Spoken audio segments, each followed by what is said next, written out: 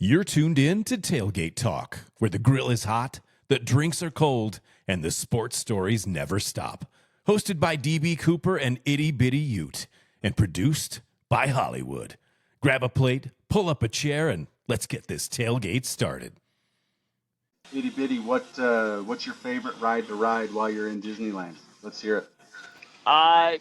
Here with the kids, so we're doing a lot of kid rides. But I was able to sneak away and do Tiana's for the first time, and that was pretty cool. That's the first time I've ridden it since. What's that? That's a big deal because previously you did not meet the height requirement, correct? So this is a big deal for you. Hey, there's a reason I'm called Itty Bitty, bro. And sorry, I don't know. There's like construction going on right now, but Tiana's is pretty cool. Formerly known as Splash Mountain. It was the first time I've ridden it, and it was pretty cool. How many times have you done Pirates of the Caribbean? Which is the best ride? And should Twice. be the answer. Twice. And yes, it is. You got when it was numbers. 90 degrees, hot and humid. That's the best ride. Oh, Pirates is incredible. Oh, that's the best. Beautiful. Welcome to the Tailgate Talk podcast, where the food is cold and the drinks are hot. I got myself, DB Cooper, Itty Bitty Ute, at a character event in Disneyland, ready for the game. Good morning. Have a great day. And our boy Hollywood on the ones and twos. We're going to be a quick episode today. Just want to get some predictions out for the season. Itty Bitty Ute, do you want to go first with what you're predicting for the Utes this year? Why don't you start us off? I'm going through security, so you guys are going to join me through security. All right. Perfect. I'll start off. This year, I got Utah going 8-4. I'm not going to give out specific losses. I do have us losing to BYU. I'm just going to put that out there. I'm not going to predict a win at BYU until we beat them. I got us going 8-4. That gets us to the second to final week, still in contention. I think some things could break our way and get us into that conference championship. But 8-4, nervous about a running quarterback after our quarterback health the last couple of years. If he stays healthy all year, then it could be better. But I got us 8-4. My one hot take for the season, I do think Isaac Wilson starts at least one game and gets at least one win somewhere in the season. That's where I got Utah. It's going to be another top 20 defense. We'll see what the offense can do. Excited about the offensive line, and just got to stay healthy. What do you got, Hollywood? Yeah, I like those. I actually have Utah going 9-3 and beating BYU. And I'm probably more of an optimist than most, but I just think Utah's defense does such a good job of keeping them in games when the offense is not up to the level that it should be. And they have the ability to score on defense. It will be interesting to see if at all there's a drop in their production with the change in the play calling this year. But, we talked to Josh Nurse, and he's pretty confident that University of Utah will be rolling this year on defense with our boy at the helm. So I've got them going 9-3. I have money on them making it to the 12. I think the odds that I've got are like plus 475 to make it into the 12. Again, it's probably me being more of an optimist as a Utah fan, which I think a lot of us are guilty of, but it's the beginning of the year. I'm optimistic. Yeah. I'm hopeful.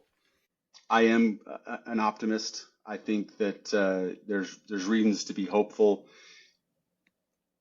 The swan song for Witt did not work out the way he planned it, and I think everybody's going to be on board, and I think things click this year. So that's what I'm thinking. I will say I would be a lot more nervous if we were bringing in an offense coordinator and a brand new quarterback that didn't know each other. I do like that they've worked well with each other. It's practically their second year together. They know each other very well behind our offensive line. I do like that. I just get nervous. I'm just nervous after last year. I'm just nervous. But I like 9-3. I think 9-3 would be tough to get in the playoffs just because last year 10-2 was what you had to get into the conference championship. But 9-3 gets us we're right there. So I like that. I think we see something similar to what we used to see in the Pac-12 of there's going to be a lot of tearing other teams down. I don't think we're going to have a clear runaway favorite in the Big 12, but I think Utah, you just mentioned this. Last year was tough because we had these high expectations. We had a quarterback coming back that we thought was going to be fantastic. He gets hurt, and the season kind of goes into turmoil with all the injuries that we have. So, assuming that we stay healthy, I think I like our chances of walking away with the Big 12 championship and being the first between BYU and Utah. I think that's always the one thing that we look at in the state of Utah is which team is going to be the first one to make the playoffs. And I like that they're now in the same conference and have to go through each other to get there.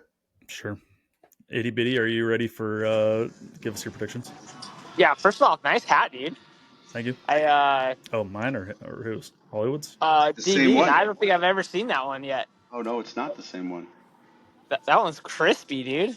Thanks, bro. Well, sorry, everyone. I am at Disney today. Got down here, drove by the Rose Bowl already, and could see a big victory on Saturday. My prediction is similar to you guys. I have a 9-3 record with us going 6-0 at home. Utah is a 500 road team, unfortunately, and we dropped 3 road games. And I think we drop at Baylor, at Kansas, and at BYU. We haven't beaten them in the 2020s yet, so I can't, kind of like DB, I can't put myself as a victory yet until we start doing that. It's kind of how we were in the 2010s, right? Like, no one predicted BYU to beat us because we just ran the table on those guys. So, unfortunately, it's kind of flipped for me. I do think 9-3 will get us to Arlington. I think the Big 12 is going to beat the living shit out of each other this year. And it's going to be 2 9-3 teams or something crazy like that in Dallas. So that's my predictions. I think those are solid predictions. Do you have a national champion and Heisman pick or no? I'm going to go Heisman winner Jake Ratzliff out of Tulane. I mean, that guy walked on water last year, so I'm going to go Jake Ratzliff for my Heisman winner. And then this year, I'm gonna pick a complete underdog that people are always betting against. I'm gonna go with Penn State University as our champion. I like that. And I know, the James Franklin loses the big games, but I'm gonna stick with him this year, and their team is just stacked. So Penn State national champion. I like that. National champion staying in the Big Ten. I like that pick. Okay, DB, hop on your Heisman. Yeah, so I'm taking DJ Lagway, Florida quarterback, plus 1,800. I love DJ Lagway's game. He's a top recruit a couple years ago. Came in last year when Florida's quarterback went down, Mertz, and he almost beat Georgia. Would have beat Georgia, but got hurt right before halftime. They were crushing Georgia, and then second half kind of slipped away without him. I think if he plays a full season healthy, and I think Florida makes a name for themselves in the SEC this year. So you got all that hype. I like DJ Lagway plus 1,800 to win the Heisman. I don't have odds on my national champion, but I do like the Penn State pick. It was between them and somebody else. I'm leaning somebody else though. The Clemson Tigers. I think Clemson's back, boys. I think they're back. I think they're mean in the trenches. I like Clemson. I don't have the odds on them to win the national championship. I don't know what that is. Sorry, apologize. But I like the Tigers. Right. I do. Plus 900 for Clemson. Yeah, I'll take it. Plus 900 Clemson to win a national championship. Plus 1,800 DJ Lagway, Florida's quarterback, to win the Heisman. What do you got, Hollywood? Yeah, I'm going with the same quarterback as the same team for the championship. I think he's got a lot to prove, but he's got the talent to do it, and that's Mr. Manning down in Texas. Ooh, I think that he's going to have a great year. I know he's got a lot of expectations, but you've got to think being part of that family, that's all he's known, right? That's all he's ever done. That's what he was bred for, was to come out and be a top quarterback. And I think he has a Heisman moment or two throughout the season. He takes Texas with Sark, gets him into the playoffs and rolls. And so I know that's probably not a hot take. I know he's probably one of the favorites. In fact, his odds are. He's the betting favorite, and Texas is the betting favorite to win the national championship. So you're taking Yeah. the favorite in both, which I don't hate, but how do you feel that they're both favorites? That makes me nervous. I've got to look on and see if they'll let me run. Do you have to go, itty bitty? And have both. Yachty? Yeah. No, I was just gonna say Hollywood is known for his March Madness bracket, putting all 4 number ones in the Final Four. Never picks upsets. Whoever's the highest seed, he puts them and advances them. So there's a little context to our boy Hollywood. Not true. Not true. But college football is wild and crazy. Like, you never know exactly what's going to happen, and that's what makes it so exciting. Is it's not like the NFL where you have your perennial favorites and it's going to be. And I think with the NIL change, you're going to see a lot of differences. And I think Sarkisian knew a lot of, he coached under Saban, and so he has that same type of mentality. And I just think they've got what it takes, and it doesn't hurt when you've got a Manning under the center at QB. Sure. Well, you said it makes sense. I agree, it makes sense. That's why I don't like it fully, because college football does not make sense. I got a couple more picks for the year. Just want to throw out there while we can. Oklahoma over 7.5 wins on the year. Love it. They're doing the same thing that Utah did. OC and quarterback followed each other from Washington State to Oklahoma. They're stacked on defense as well. I like their over 7.5 wins. No one's talking about them except for John Mateer's Venmo transactions, which is all cleared up. I don't know when this will get out. Depends on how long Hollywood takes, which we know this could come out Sunday after our game, for all we know. But tomorrow, Thursday, I got the USF Bulls plus 6.5 over Boise State. I like that a lot. Boise State's traveling across the country. USF returns 33 seniors, and they loaded up in the transfer portal. I think that game is kind of priced like Genty's still in the backfield. He's not. Like that game a lot. The next game I like a lot, but scares me because everyone else likes it as well, that I'm seeing. Georgia Tech minus 4.5 over Colorado. That's Friday night. I love the game. I'm a big Georgia Tech guy. I was on them last year. Won me lots of money last year because no one knew about them. But I'm a little bit nervous just because as I'm looking, like, all the money and everything is leaning Georgia Tech in that game. Makes me nervous, but I'm not going to overthink it. So that's what I'm going with for this weekend. I like it. Either one of you got any? Boom. I saw on Prop Builder that Devin Dampier 2 touchdowns this week is at plus 245. And the way Any type of touchdowns, throwing or rushing? I believe so. And the way we run the ball, and he's our quarterback, dude. 2+ touchdowns is 245. Plus 245, excuse me. So I'm in love with that. I'm also going to hammer Utes minus 6.5. I do think it's a late blowout for our gentleman in red this week. Yeah, and that line has moved, which means there's heavy bets on UCLA. So it started off at 6.5. It's dropped down to 5.5.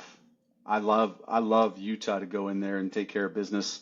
Like I said, I've got them doing really well this year. So I'll hit the Utah minus 6.5 or 5.5, whatever that line might be where I'm betting. The other line that I really like that I think might be worth some action is Utah State their over under win loss is 4.5 games. I think Bronco Mendenhall comes in there and he does better than expected. I might hammer that thing because Utah State to go out and get 5 wins, it sounds like a no-brainer. It's one of those that you look at it and go, how could it be this low? So that's another one that I'll probably hammer this season. I love that. I love that pick, Hollywood. We got the pig farmer, QB1, undisputed QB1 there this year. I got the Aggies making a bowl game, 6 wins. That's clear and above the 4.5. Pound that all the way. I love that. I'm staying away from the Utah game. I would join itty bitty on Devin Dampier. Was it over two touchdowns or over 1.5? Do you remember, itty bitty? Said 2+. So if he No scores, hook? yeah, if he scores 2, it's going to push maybe. I'll look into that. I like that. 2+2 something was 245. I think he said. I like that as long as it's not throwing or rushing. If it's his total touchdowns, I like that a lot. If I were to bet on the Utah game, I would stay away from the teams. I would look into the over under total. 51.5 is the last time I saw it. I would go under for sure. The line on the Utah game is 52. Is it 51.5? Yeah, it's been right around in there. 52, even better. Go under. Yeah, I like 52. I like the under. I think Utah's defense does such a great job that I'd hit the under on that. So add that to the list. Yep. That's not. I'm not making that. I'm not putting that in, but for myself. But I like that. To add to the Utah State one, there was like a segment on the news the other day.